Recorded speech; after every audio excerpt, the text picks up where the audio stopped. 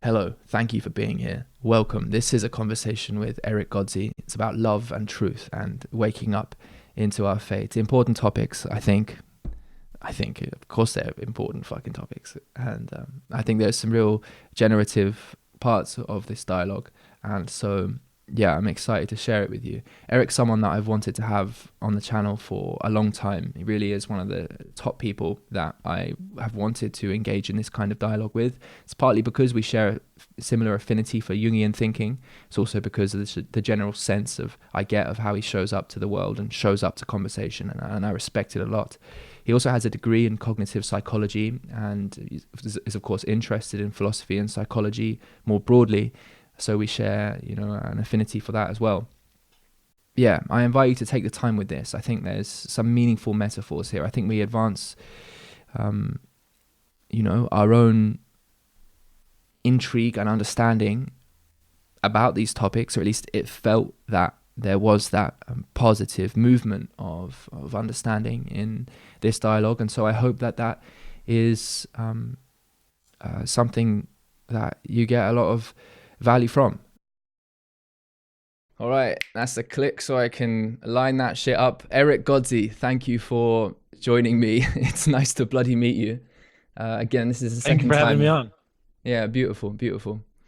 Well, man, I feel like this is a bit of an interesting moment because I've been aware of you and what you've been putting out there into the world for probably, God, I don't know, at least 3 years. That seems to come into my mind since pretty close from the beginning, since you started the individuationing podcast. And I think that was just because we share a lot How of did you find influences. that, by the way?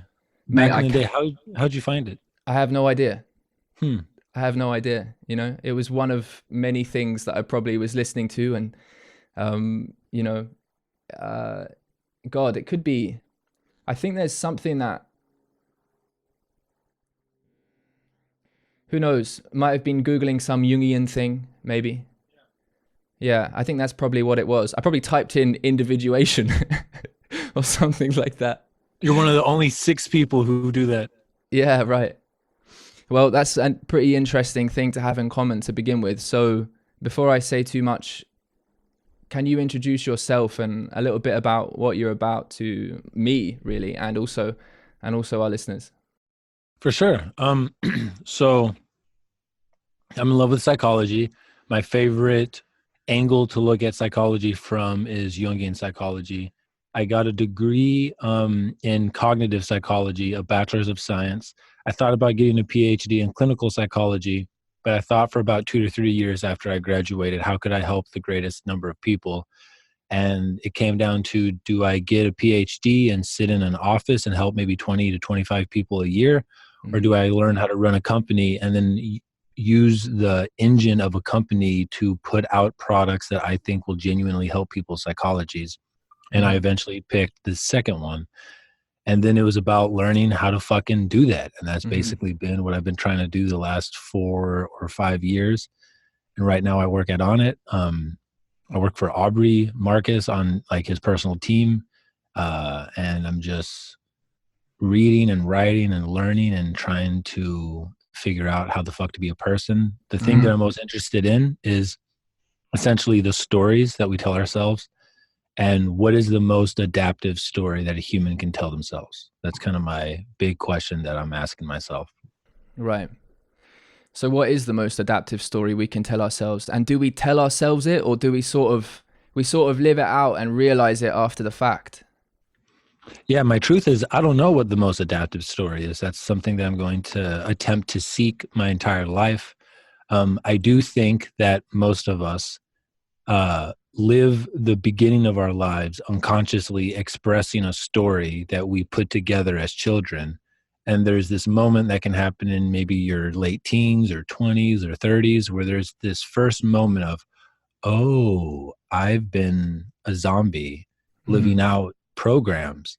And then it's from that point where you can begin to look at like, what are my stories, which are essentially, what are my programs? What are my unconscious beliefs about relationships and myself and the world and money and achievement and all that shit? And do I want to continue to live out the stories that I put together as a 7-year-old or a 4-year-old, or do I want to make new stories? And then it's Right. about what's the most effective way to make new stories. Right. Do we ever climb out of the story making? For sure. I think flow states are one of the ways that we escape our stories. I think that bliss moment between a lover's eyes where you guys are making love, like that's an escape from the story. Doing any type of good work. Truly, I think it's flow states and practicing awareness / meditation. Those are the ways that we can temporarily step out of the story. So it's that place between stimulus and response, to put it a slightly different way. It's that revolution of attachment and detachment. It's presence. The thing that's interesting to me about that, though, is that so in the moment of experiencing that, the lover's eyes, let's say, making love, there is just that, and you are flowing with it. And there isn't the grasping to make sense of what you're doing from that, maybe egoic or story-like, but it's not fair to just, obviously, I lump the ego and stories together because, of course, these stories play out unconsciously, and they have their wellspring is one, from a Jungian perspective, you would understand as being nested in the unconscious. So it's in the moment of it, we escape the requirement from attending to what the outcome necessarily is, or what the story is. But it seems to me that there's still, it's almost like there's just could we not see that as just living out a character, just expressing a character, expressing a role purely for that duration. And then after the fact, we say, well, actually, now I can wake up again, and I've seen that I was actually engaging in another sort of pattern, in another sort of story with someone, and the analysis might come later on.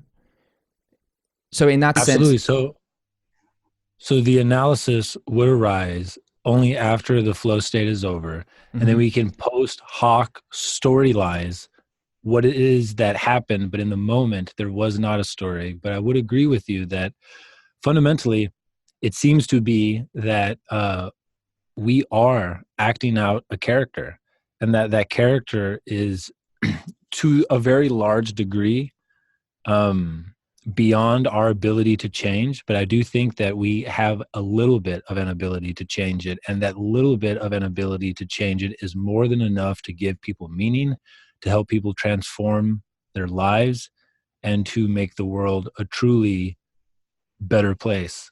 But it's going to be hard, but it's going to be fun. yeah, that's beautiful. I think I've heard you mention once, and it's an idea that resonates with me also, this notion of waking up into our fate. And so you've just mentioned there this idea of we can change ourselves a little bit. To what degree do you understand that as essentially an evolving into who you are, and playing a sort of an active role in becoming, unfolding that nature that you might metaphorically consider as the seed which develops? Sure. Yeah.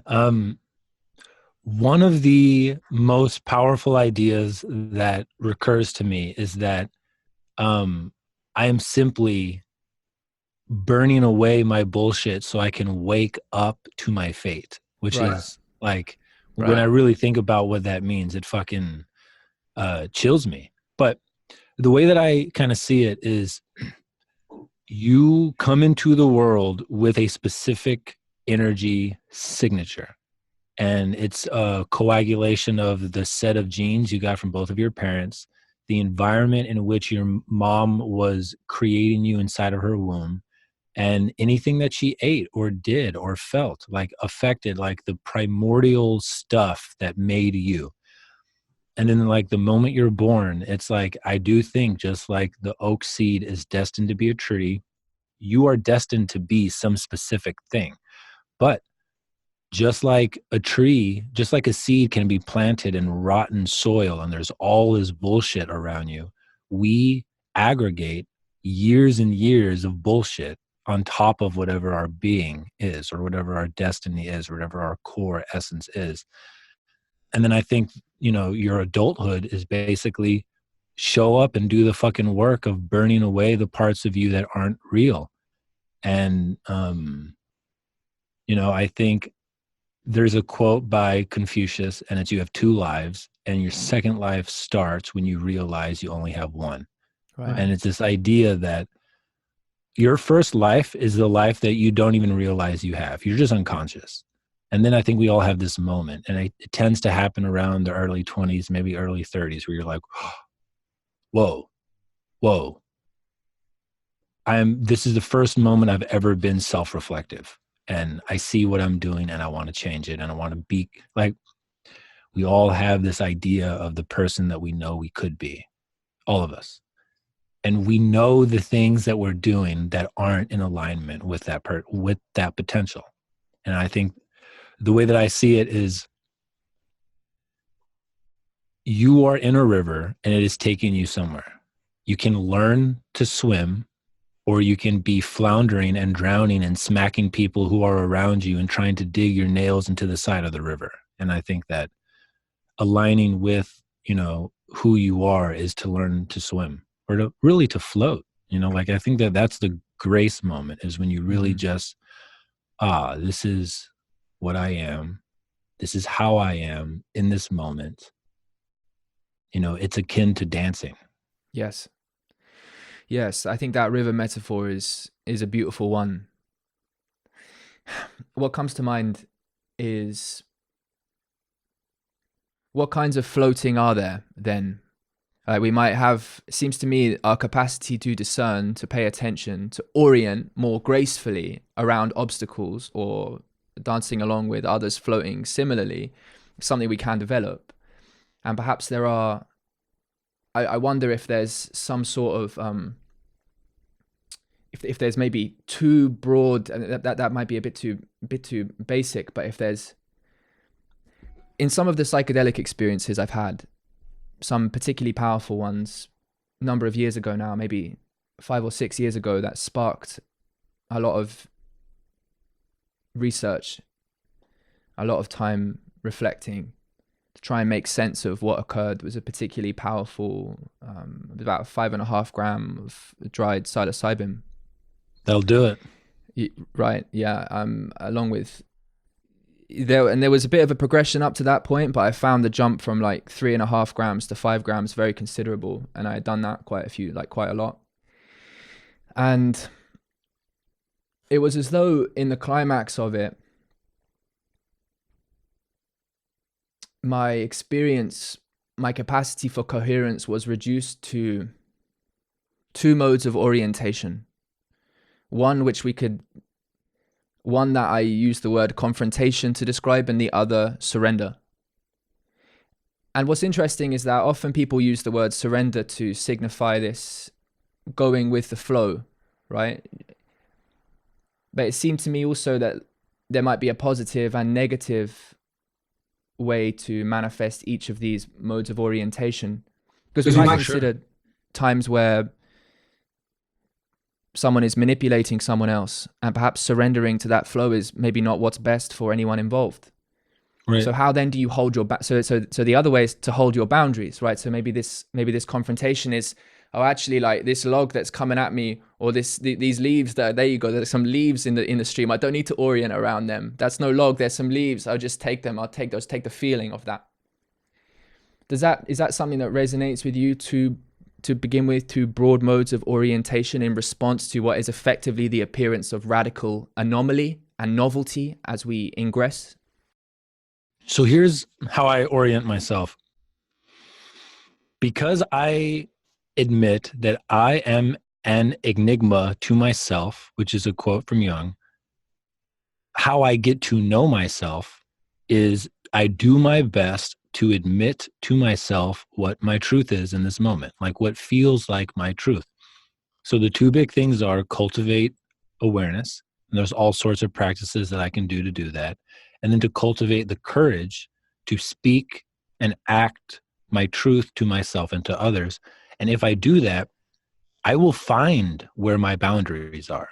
Mm-hmm. I will find how to respond to a leave or to a log.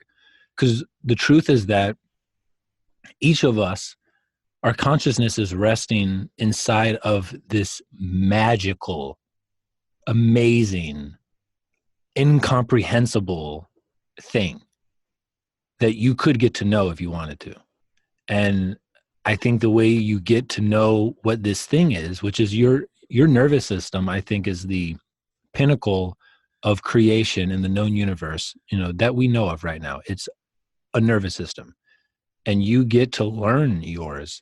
And I think the way you find optimal grace in this life is to figure out what your truth is. Mm-hmm. And truth might be the wrong word, but I think it makes sense to most people when I ask you, what's your truth right now? I'm more than happy to use truth to refer to that. I mean, I was just writing yesterday about all the different ways we can use truth. Language is one of those things. It's like, I'm not really so fussed about quibbling with people, to be honest with you. I mean, sometimes there's a time for quibbling, right? If you're sitting down to have an analytic, philosophical discussion, it's like, no, fuck you. That's not how we're going to be using this word. But really, number of people I speak to coming from all these different epistemic backgrounds, many people autodidacts, others trained in certain schools of thinking.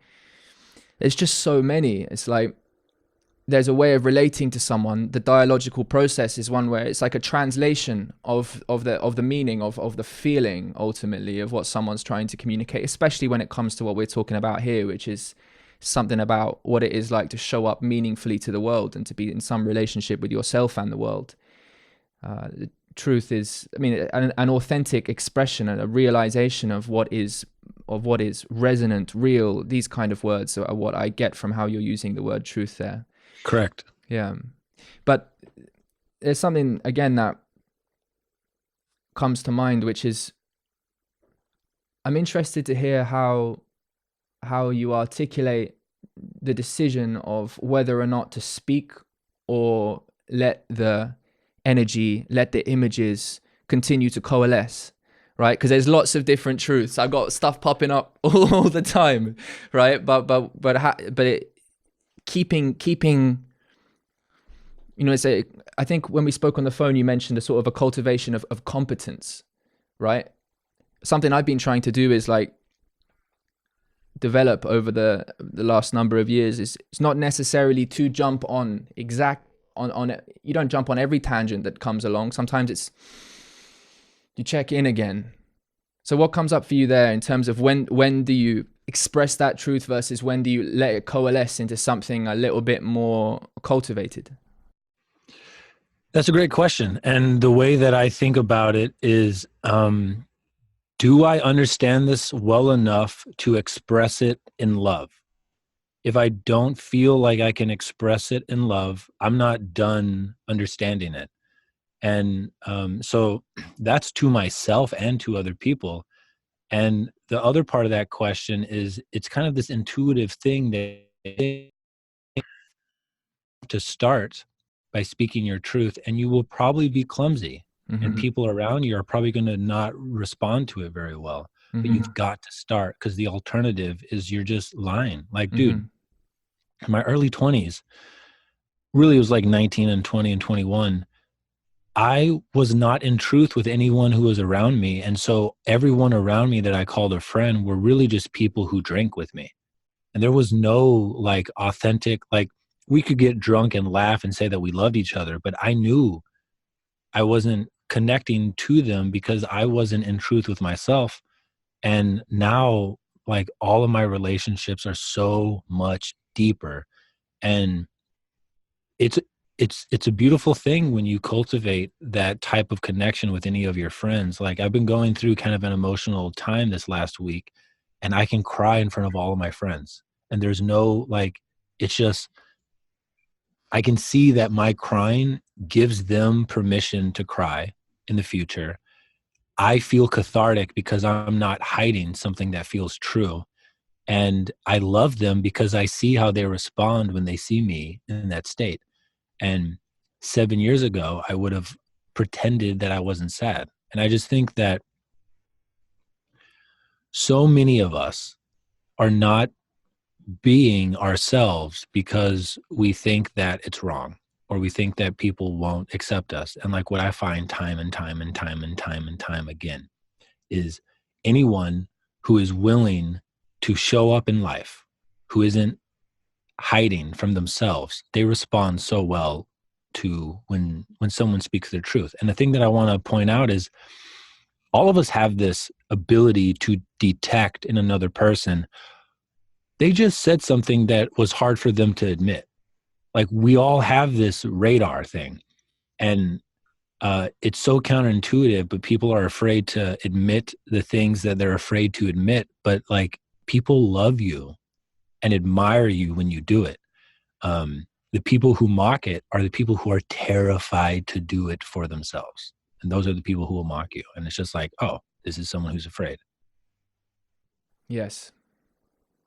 Yes, that's beautiful. Well, I'm really glad to hear that that's an experience you have in your life. Thank you.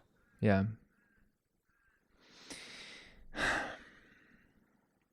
Here's something else I've been battling with, and it relates slightly. And I hear you, by the way. I really hear you. Let's consider someone. Okay, I'll take myself.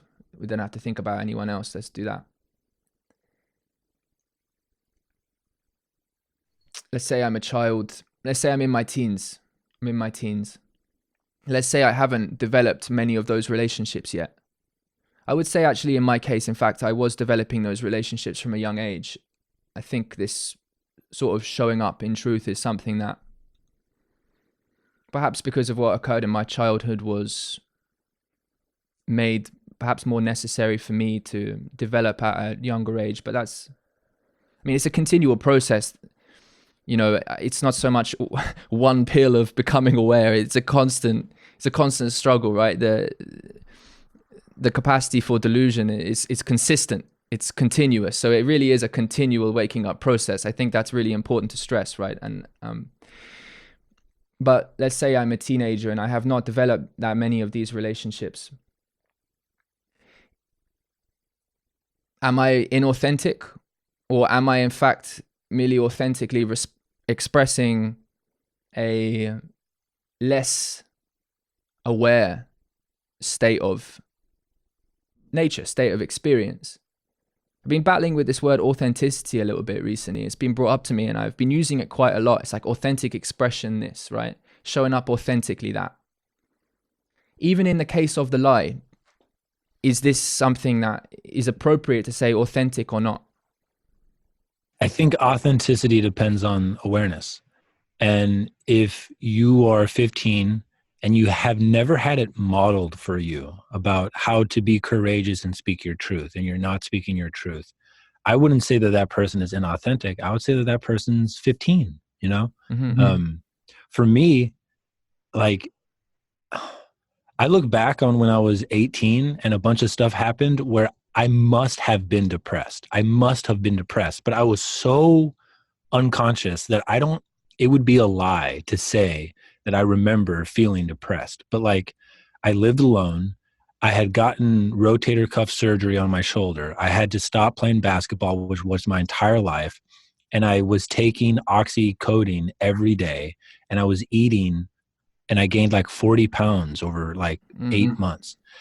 And I don't remember being upset at all, but it's because I felt like I was so fucking unconscious. And so what I would say is that authenticity comes down to the degree of awareness that the individual has, and nobody can make that claim for anyone other than themselves.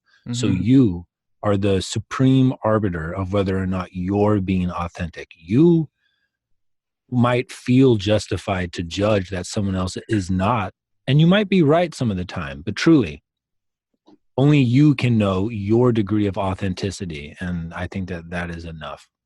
Yes. Well, I definitely agree with that. It is on every individual to be the measure of themselves. This is a divine right. I think we can argue quite strongly. It's not a matter for argument, really. But it's interesting, right? Because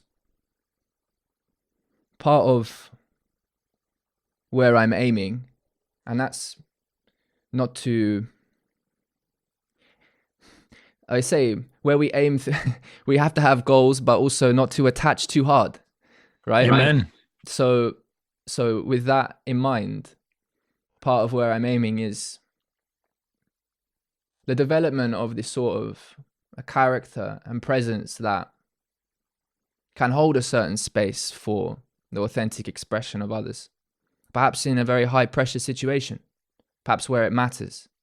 And I think it always matters, actually, but I suppose maybe sometimes you feel the moments upon you more than others.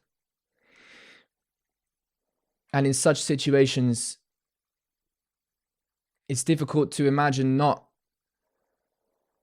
finding yourself in the place of the judge, right? Like if someone's trying to manipulate you, for instance, let's say, it's like, oh, hang on, because you mentioned before, it's like you feel when someone's showing up in a way that's difficult for them, but true. And so it sort of follows from that there's a sense we get when someone's holding something back. And that maybe is obvious, someone, so you're talking to a friend or a loving partner and what have you, and they begin a sentence halfway and they trail off because they get nervous. And it's like, oh no, I want to know what's at the end of that sentence. That feels like something that we should be talking about. And that's, an obvious example, but when something's a little bit more subtle, this can get some. When do you see? I'm not so interested in calling someone out, but we do this social fucking thing. It's like, no, that was a misstep in the dance. Like we still love you. The dance continues, but it's like, I wonder, can you comment on that? It's like, it's this, because it is on you to determine, to be the measure of your own authenticity. But nevertheless, we have to fix things in the world where we put down boundaries that have an effect on others. And there has to be a way to, you do that from your truth, let's say. And if you're not doing it from that, then it's a problem. I feel what you're asking. So the first thing that I would say is you have a very specific thing that you're talking about that you're asking in a vague way, but I will answer the vague way. Maybe off air we could talk about the specific. Yeah. The greatest power that we have linguistically in the world is to ask a good question. Mm-hmm. And so if you feel anything weird in the other person, become and train yourself to be a master at asking a genuine question. And it could be like, hey, I feel this weird energy in my chest when I hear that you trail off at the end of that sentence. Could you tell me what was there? And like the way you ask the question can completely shift the energy of the entire thing. And like the way you ask the question is energetically telling them, should they lie and hide, or can they be comfortable sharing whatever the uncomfortable thing is? Yes, that's the answer. Yeah, beautiful. What have been some of the hardest lessons you've learned along the way to get to the point where you feel competent to answer such a question?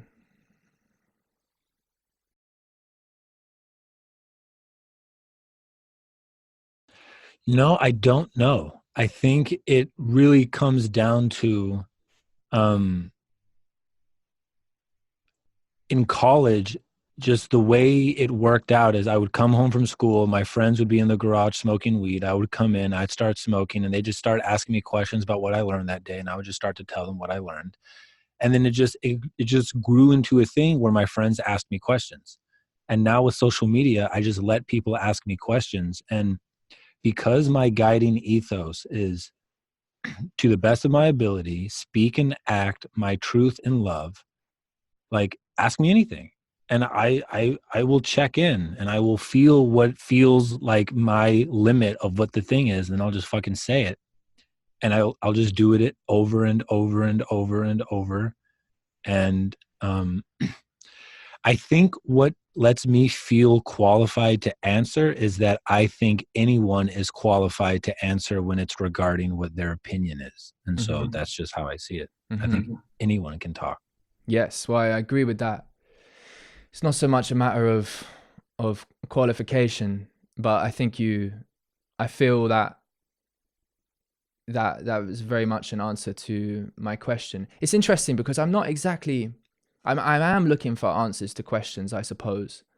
But really, when I approach these conversations and conversations in general, it's perhaps a little bit different over video. There's a bit of a time lag, and I can't see the rest of your body, and it's a little, there's something more restrained about how we're doing this thing, and that's fine. And there's this sort of incumbent, like, it falls back to me to move the conversation on in ways where it's like, often when you're spending time with someone, it's nice just to stay silent for a bit. This is perhaps a limitation of podcasts. For sure. Which is not make for a good podcast, yeah. Which is interesting, isn't it? And I think that's something I might experiment with a little bit.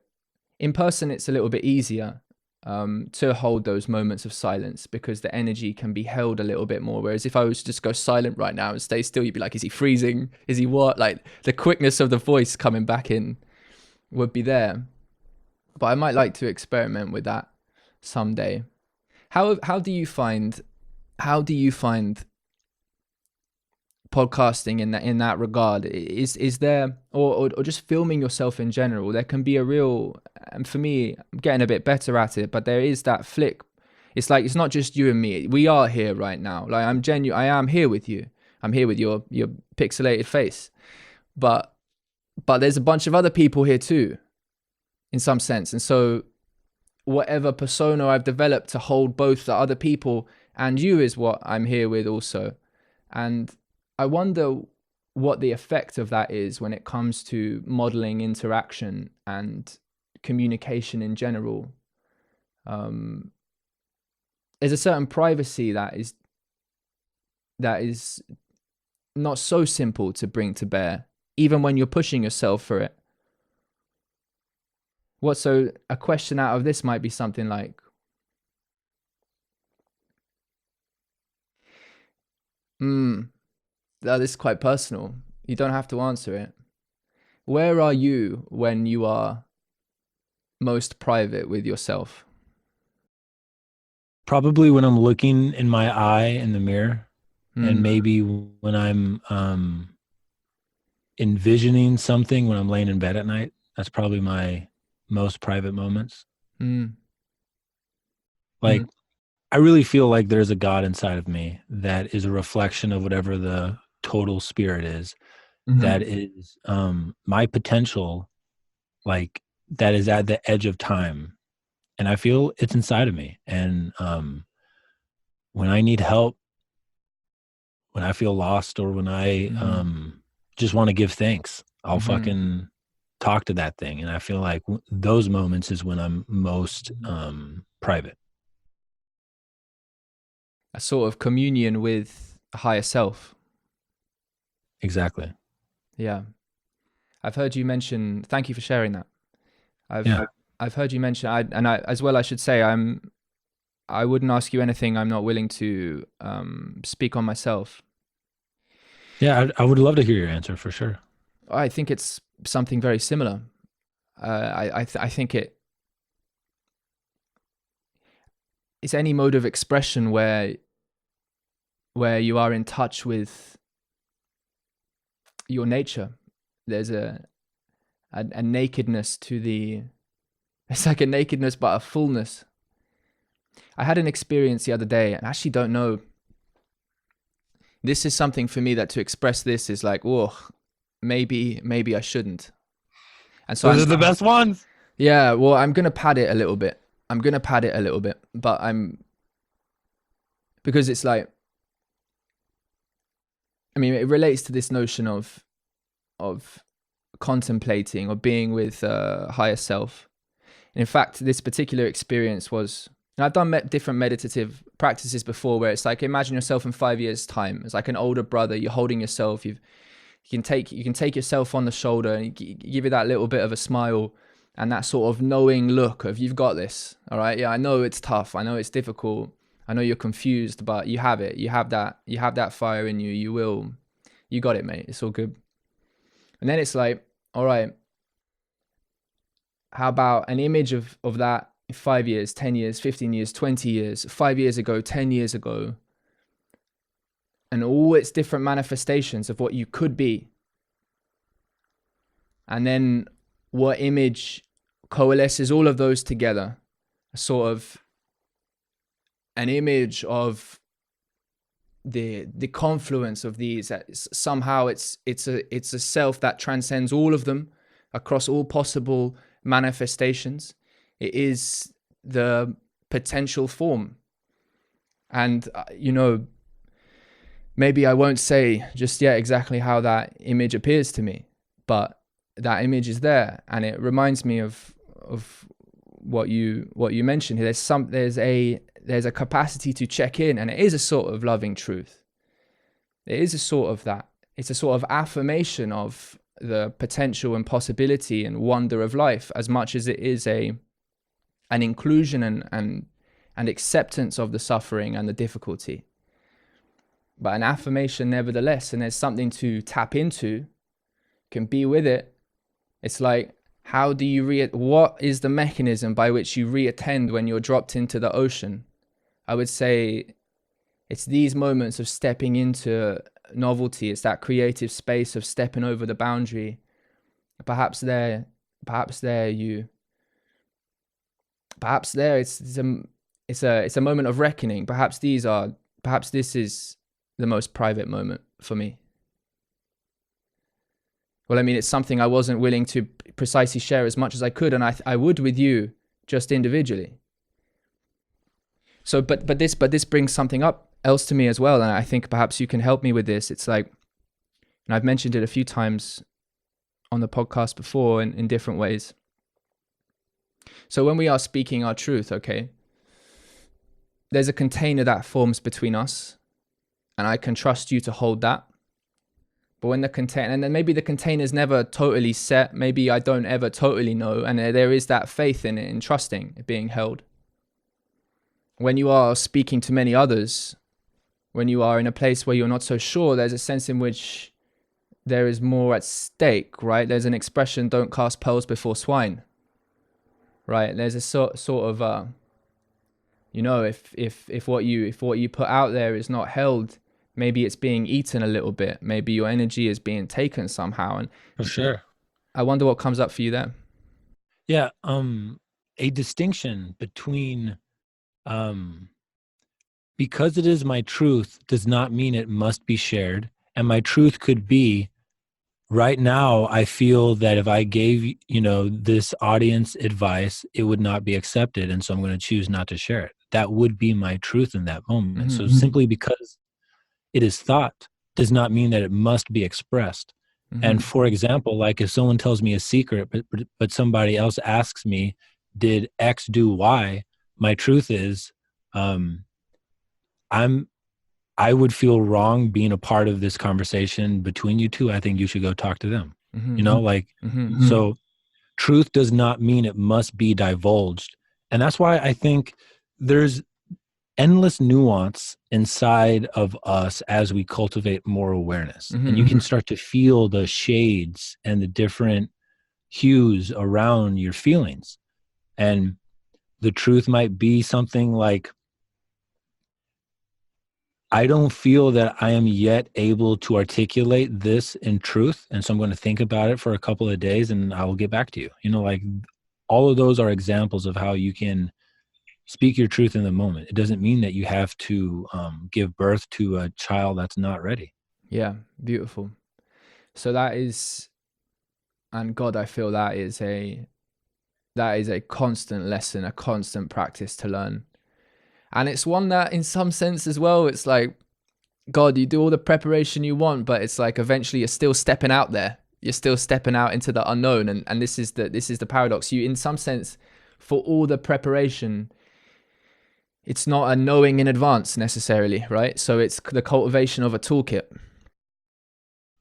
Absolutely, man. Like, I spent a lot of my life preparing for life. And now I feel like a lot of my life is living life. And I'm grateful for the tools, but you still got to fucking feel the feels and go through the things and the trials and the fire. And nothing is going to hone you like the actual experiences. Yeah. Books are maps. Mm-hmm. experiences are the forest. Period. Yeah, beautiful. I find as well that, I mean, it's the practice of your own expression. So I do read, I've read a bit, but to be honest with you, I find that if I'm not, I feel it's the working through, it's the expression through of the ideas. It's cultivating my own interest, actually, that doing most of the learning and the teaching in this way. I mean, I'm not getting facts from other places, but in terms of developing the scaffolding, your conceptual framework, but then also the link between the concept and the feeling. This is the really difficult thing about Jung to grasp, I think, for many people. It's like someone could ask me, okay, what's an archetype? How do we understand that? It's like, it's sort of like Plato's forms or something like this, but it's not quite that. And it's like, well, one of the challenging things is that and maybe this is why, I mean, it's Jungians do psychotherapy, right? There's the concept, but then there's its manifestation in your actual life, right? There's the living out of that archetype. And in some sense, if you're not in touch with the lived reality of it, can begin to name these different energetic confluences as they are relevant to the narrative and ongoing narrative of your life. How then to begin to really grasp things like the shadow or the anima or the self or any number of these more minor archetypes as well. So that's one of the challenging things. It's the balance, right? It's both the conceptual and the feeling.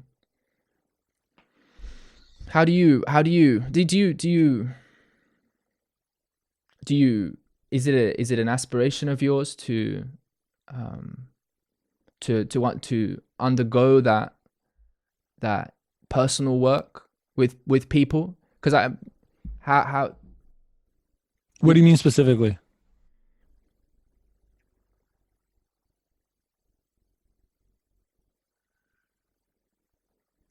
I feel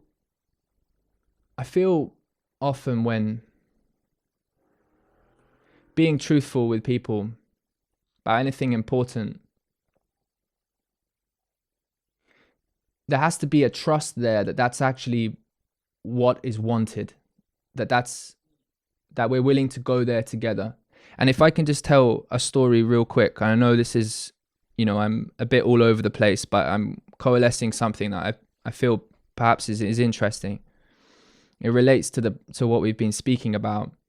I once had an experience, and I'll have to leave out some details for privacy, but once had an experience, I've had a few like this. I was talking to someone who was on some LSD, and maybe they had taken a few other substances earlier in the day also. I'm pretty sure LSD was the main thing, and I was sober, but this, is after a sort of number of years of exploration and integration on my part, and there's a certain awareness I can take up in relationship to someone on these experiences. I can sort of drop into a bit of the shared resonation. So we were tracking each other very well. We were speaking about DMT. We were speaking about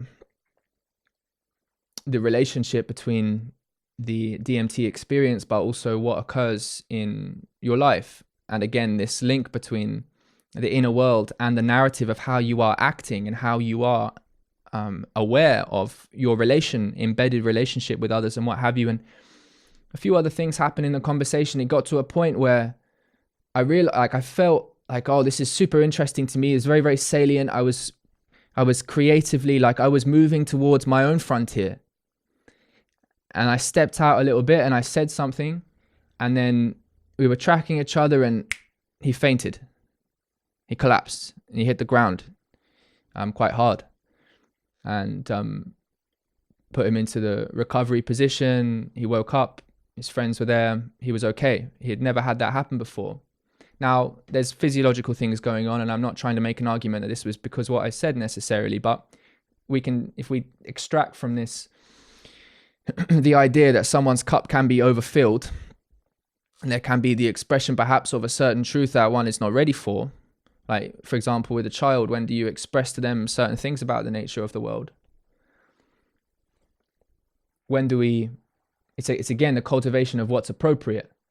And so I wonder how you feel like your own development when do you know, like when do you feel, when do you know it is appropriate or you are ready to engage in a certain kind of like genuinely transformative interaction with people? You can think of shamans, right? Like when are you ready to take on that role? And I feel like perhaps a lot of people step into that far too soon. So this is something that I for sure probably don't do well. It's kind of known amongst my family and my friend group, like beware if you call Eric, because I don't do it on purpose, but like, it's like there's this wolf in me that can smell if there's if there's truth being hidden, and it wants to ask Yeah. about those truths. And if I'm not emotionally calm, like if I get anxious or angry, that wolf will force a conversation that probably is not ready to be had. And something that a trained therapist will be taught is you might be able to smell the person's problem the first day. You are not sharing a truth in love if you let them know on the first day that their husband's cheating on them or that their son's gay or whatever it is. Like your role is to gently ask questions and slowly help them be able to see it themselves. Yes. But there's also a part of that that I don't like, because a part of that feels manipulative on my part. Like, who am I to choose whether or not you're ready for this truth? And so again, it feels like it comes down to this gut feeling. And truly the way to do this is to not talk to someone like you're the one in power, and for it to be amongst equals and both parties agree that we're going to be in our truth. And if I ask you a question, for you to feel comfortable to say, my truth is right now, I feel in my body that I'm not ready to talk about this. And then we can move on from that point. I think the beautiful thing about this sort of stuff is like the real world does not have black and white lines. Like the human experience between two humans is not a black or white thing. And so a lot of this is feeling. And the way we learn is to do, and we tend to fuck up. And so like you will learn by doing, and you'll just get a better and a better sense of, is this the place to say the truth in love, or is this the place to just be in love, just to hold space for? Is this the space just to be quiet and to make eye contact? Is this the space just to hug? You know, is this the space to make a joke? A thing that I know that I have a hard time doing is I have a hard time joking, because I'm so interested in only speaking the truth that it kind of fucks with my ability to make jokes. And that's something that I feel like I'm trying to work on and to cultivate. That's pretty funny. Right. And I'm just trying to find that balance, especially being in a relationship now where I'm monogamous and I feel deeply committed to one person. Like it can be exhausting talking to someone like me every day. And so I'm trying to find more ways to be playful and to like be humorous and just to bring some levity to the interactions. Because imagine having a talk like this every fucking day. You know, I can actually. I can. Yeah. No, I hear you, man. As the lightness, the levity and the depth have to go hand in hand, or you're out of balance. I find. I know I am when they are out of hand, and yeah, it's a beautiful thing. It's a beautiful thing to switch between them. I enjoy relationships where there can be such stark jumps from one to another without absolutely without the degradation of either one. And if in fact, just coming to me there, it might be the case that if those jumps aren't possible, then actually there's something there, maybe inside you, maybe inside them, maybe something unspoken. It could be a million things, but there's something there that you've triggered yourself somehow, and you need to attend to something, like a little bit of an insecurity, at least talking from my own perspective of, whoa, wasn't quite ready for that. It's funny. Amen. it links up with another, a bit of a tangent, but it links up with this idea of the more one cultivates awareness, the more one takes on responsibility. And there's a link there between awareness and responsibility, right? Because all of a sudden your container's bigger than to be in a sort of loving, truthful relationship with it. To be in a relationship of integrity all of a sudden means that your nodal network is that much more salient, it's more developed. Absolutely. And so that responsibility increases, and with that responsibility, with that awareness, there comes an proportional distance to fall, which is an interesting one. And maybe you have the techniques to get back up once you fall, but I find that responsibility only continues to increase, and I feel that's something important to bring to the party as well. Look, all right, what time is it? It's 6:55 for you. We probably have another 10, 15, 20 minutes. I'm not usually too good at this part where it's like, shit, there's a million things I actually would be interested to talk to you about. I don't know. I want to give you the space to close up anything you feel like we haven't closed up just from this little bit here. But otherwise, I could ask away, man. Yeah, I could ask you a couple different things. I'd say the main way I engage with what you do over the last 6-7 months is occasionally when I open Instagram, there'll be a post from you on there, and you write beautifully. Actually, I would like to say that I appreciate what you're doing. I know you've probably received that feedback quite a lot, but as you should. I feel like you genuinely do offer. You express your truth there, and I have no doubt whatsoever that is valuable to many people, and I appreciate it. I see it and I'm like, all right, well done, mate. Yeah, fair play. Yeah, you keep doing it. Thank you, brother. I like that. And it's interesting, right? Because you're given a lot of your personal development and your own story throughout these things, and there's a certain vulnerability in this. You've also been taking a few psychedelics here and there that have been important parts of your journey. What can I ask you about psychedelics? I feel there's just so much stuff to discuss. Has there been something in your psychedelic experience where it's still in that box of, oh shit, I don't know about integrating this one. That is like, what's going on there? I've maybe bitten into that like 1-2%. And has there been what is that thing for you? What are you, if you were to consider like just taking an extra step forward into coalescing some of the more profoundly novel experiences you've had on any of your psychedelic journeys, what would come to mind? The hardest thing for me to grasp on a psychedelic that I know that I haven't integrated is there is this feeling that whatever the truth of reality is, I will only be capable of digesting it at the moment I die. Yeah, and that there's this feeling that I know that I am inside of the illusion, that I'm doing my best to be in my truth to the best of my ability, because that is the way that I know or feel is the most gracious way to be in the illusion. But that the immensity of whatever this thing is, I do not possess the power or the ability to comprehend it, but I feel like at the moment of my death, I will be like, oh.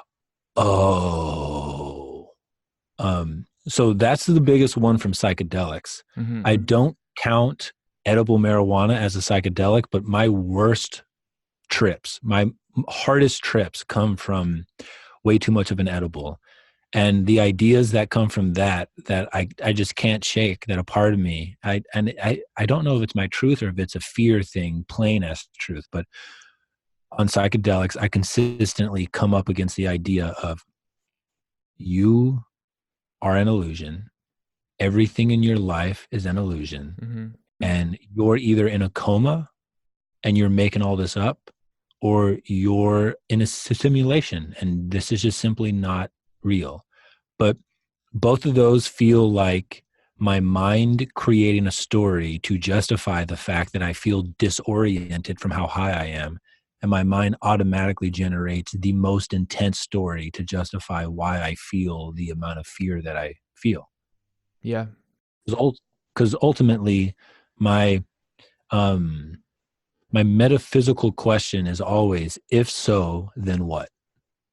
And if either of those are real and I can't do anything, so I'm just going to live my life.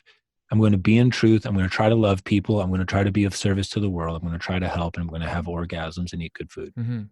Yeah, beautiful, mate. The questioning process is the participation in the transformative cycle. It is the inquiry. It's that revolution between stepping into novelty and the integration of it, attachment and detachment. It's like simulation or not. I mean, it is a simulation, but we participate in the simulation. The reality is the process of transformation. And that's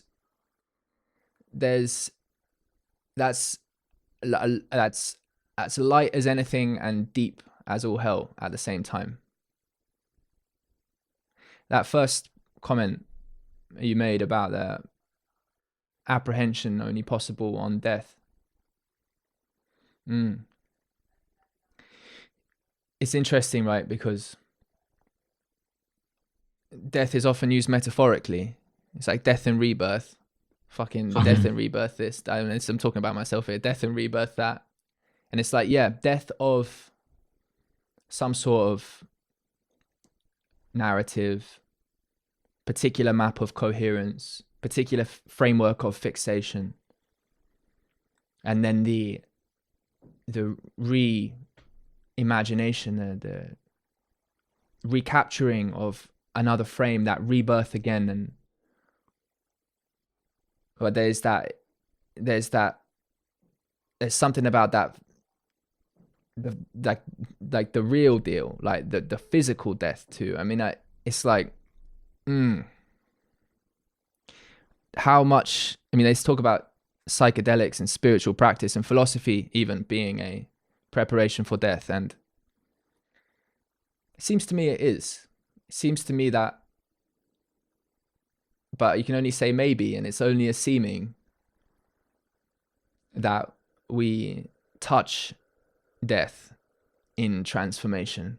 But at that point, it's not something that can be referred to as a death. It's not something which permits any referential points. It's a being with. It's an immersion with. It's, whether emptiness, whether void, whether Christ consciousness, whether whatever the language, it's a acceptance, surrender. It's not capturable in any reference. And there's a sense of maybe there's a way to cultivate a moving into that space where that kind of, that sort of that expression you did with the kind of like the mouth opening into the awe is a release of the need to grasp, a release of the need to fix finally. And it's just on that occasion, we ain't coming back from it.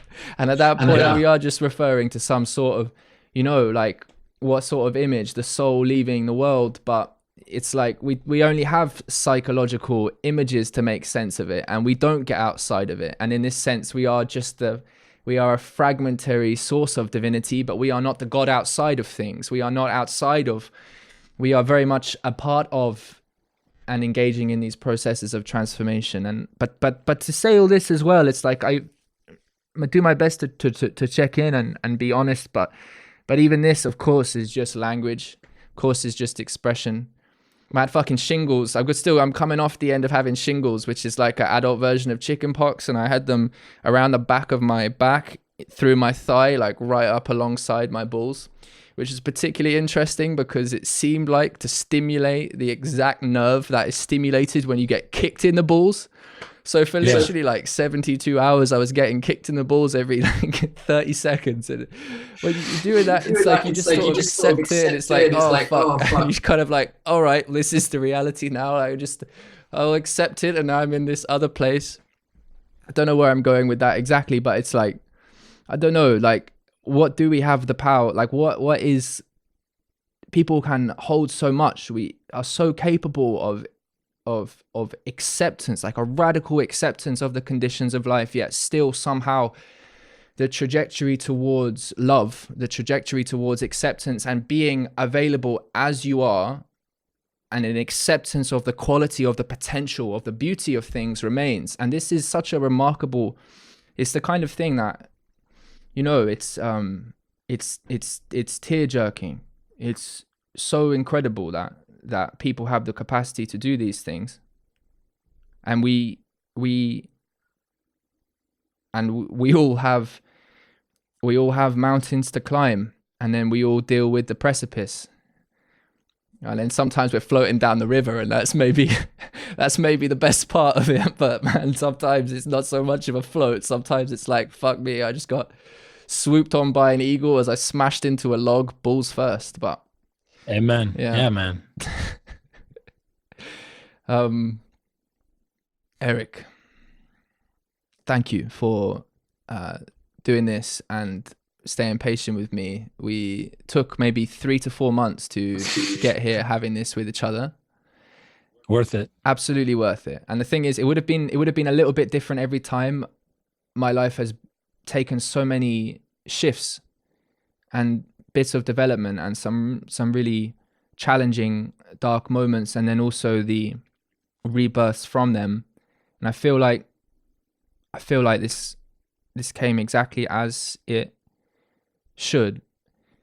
Is there anything you'd like to express as we sort of move towards closing here? Just my gratitude for you having me on and holding the space the way that you have. I can tell that you were incredibly present for this, and I appreciate it. That's it. Yeah, beautiful, man. I appreciate you too. So your latest podcast is The Myths That Make Us. Yes, sir. Yeah, which I'll have a link to everywhere this appears. I thoroughly recommend checking that out.